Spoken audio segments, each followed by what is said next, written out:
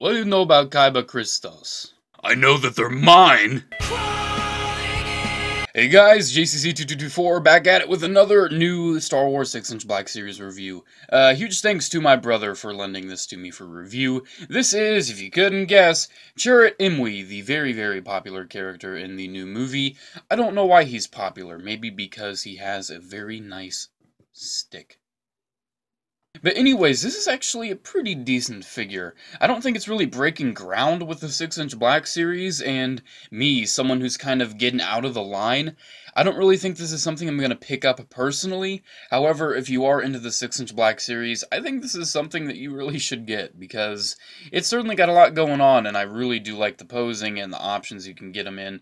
They did some pretty good things with the articulation. However, there's a couple choices I don't understand, and a couple paint apps I'm not a fan of. However, I might end up getting this for myself. I'm not really sure yet, though, given how 6-inch Black Series has kind of drawn me away with the fact that I'm just kind of preferring 3¼ inch in general. Hopefully they do a Walmart figure of this guy. But anyways, before we get onto the figure itself, I want to get on to the accessories, because they're pretty good. Here it is, the reason he's so popular. He comes with a stick.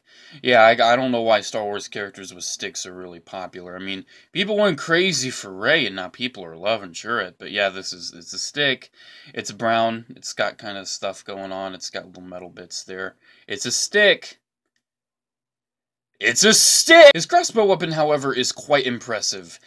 It goes out, as you can see, just like in the movie. And also, if you remember when he turned it to, like, to get the thing, I don't want to say any spoilers, but to get the thing, he turned the crossbow, like the handle, and you can actually do that.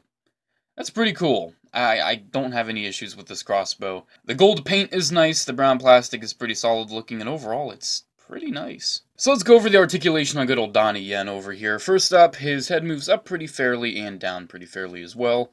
No side to side, which I always kind of like having with certain characters, especially ones that are pretty emotive. He does have pretty nice shoulder movement. Fairly decent elbows. They can go about 90. I wish they could go a little more. Very nice wrist on the right hand. This was a must for this character, and they did a good job at it. This hand really cannot move out whatsoever due to the armor. However, it can move inward a little bit. He does have a pretty nice ab crunch. Not too impressive, but it gets the job done. And he's got some side-to-side motion, too. Outward of the legs goes about this far. That's pretty good. Does have forward about this much, which is pretty impressive. Double jointed knees, which is pretty fair. No boot swivel. I always like boot swivels on these. And his foot articulation is kind of disappointing because of the sculpt here. You really can't get it to move forward much at all. And it goes a little bit. But it goes back a lot. I don't really know why you'd want that too much, unless you're doing like the crazy posing, in which case it pretty much works. However, if you want them like lunging forward, you really can't get that at all. So articulation's okay on him. He does have some issues like the ankles there. However, his arms are pretty nice and the rest of his legs are nice too. So the details on this guy then. Let's start off with that pretty nice head. When I say pretty nice head, I mean it doesn't look god-awful. It does have a couple issues, I would say. The eyebrows, they sculpted them onto the figure, which I don't really know why they did that. Does Donnie Yen have bushy eyebrows? I don't know. But they didn't even bother to finish painting them, so you can see it's got like a weird bulge right there. I don't understand what's going on. Does Donnie Yen actually look like that?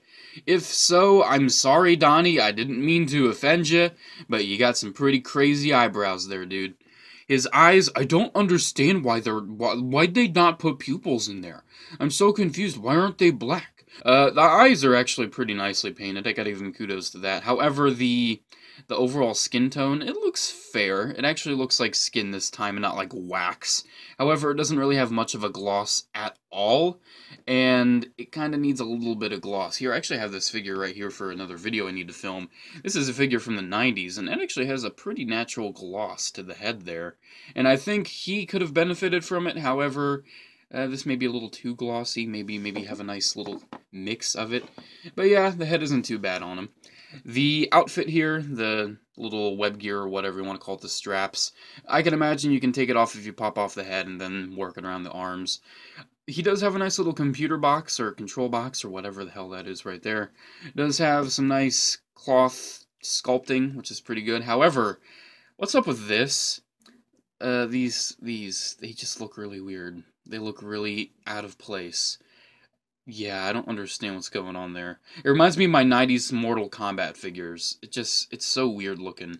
And normally it just kind of juts out in a really awkward way.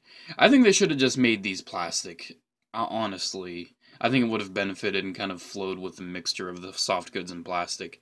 The rest of the tunic, though, is pretty solid. It's pretty thick. I would say it's pretty thick fabric. And this deco on here seems to be kind of painted on. You know how they paint on fabric. You know how they do that. So be careful with that. It might actually wear out over time. But overall, it's pretty successful in the soft goods. And the arm is pretty much the only other place you get a lot of detail. And this is really nice. I can't remember what exactly he uses this for. Does he use it to calibrate his gun? I can't remember. But yeah, it's pretty nice. It's got the red deco on it. It actually looks how it does in the movie. And overall, this figure is pretty successful. There isn't too many issues with it. So yeah, that's pretty much the figure. There really isn't too much up with him. However, getting him posed with the Stormtrooper here, another issue has arisen. As you can see, the plastic cloak on his back, it kind of touches the floor very quickly. And also those little tassels, they do kind of look dynamic in poses like this. However, they still look kind of weird.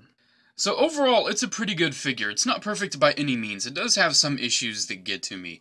And I don't really think I'm going to be buying it myself, because while it is nice and enjoyable, I see it struggling to hold my interest due to some of those issues. And when I want to go mess with an action figure, I'm going to mess with one that's a little more easy on the posing. So, yeah, I would say overall, if you're a fan of the 6-inch Black series and you want to collect the figures from Rogue One, this will certainly not be a disappointment for you. However, for me, being someone who's very picky with 6-inch Black series, I think I'm going to pass on it. But overall, I do recommend this figure. It's pretty good. I like the paint. The articulation, it's not that bad. I would say accessories are pretty good. And I can't really complain anymore else. It's pretty solid. It's got some bad ankles and some weird choices of plastic and cloth. And it's got some pretty funky eyebrows. But overall, I would say Chirrut Îmwe gets an A+ in the stick department.